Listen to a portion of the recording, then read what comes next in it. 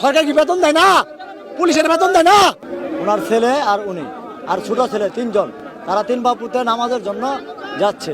200 টাকা 500 টাকা বিনিময়ে গাড়ি ধরে দৌড় দেয়। বইয়ের ঠেলায় উন্ডা গাড়ি চালাবো, বইয়ের ঠেলায় অ্যাক্সিডেন্ট দুর্ঘটনা ঘটে জায়গা।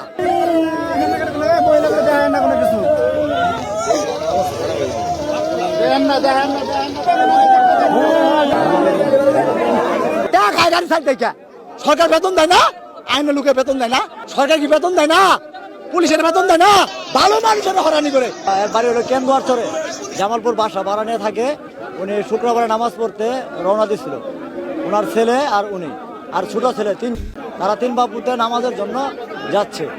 পুলিশে এখানে তাদের মোটর সাইকেলে সিঙ্গেল দিছে, সিঙ্গেল দেওয়ার পরে সে দাঁড়াইছে।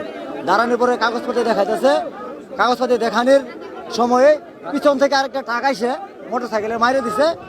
মোটর সাইকেলে মারার পরে ওনারা দুই বাপত পরে দেয়, সিমিটে পরে দেয়, মাথায় আঘাত পেয়ে মাথার মস্তক বের হয়ে গেছে। নগদে একজন মারা গেছে, কিছুক্ষণ পরে আরেকজন মারা গেছে। আর যখন অ্যাক্সিডেন্ট করছে তখন একজন লোক, আমার কাকা, ওনার একজন যে মারা গেছে ওর বাবা 30-35 মিনিটের মতো দাপ পারছে।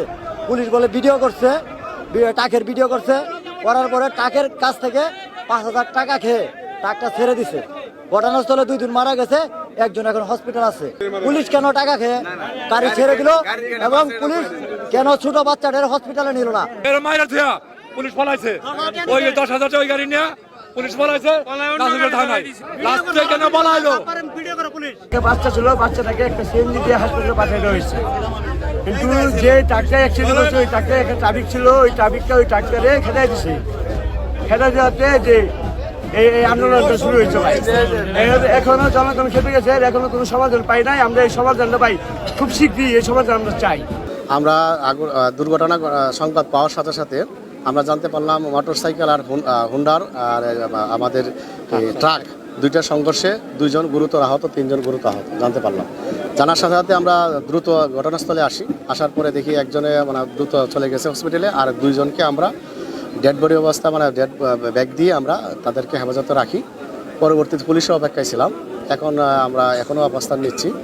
এখন আমাদের ফায়ার সার্ভিস সিভিলসের পক্ষ থেকে যা করণীয় কাজ আমরা যথাযথভাবে পালন করিয়েছি।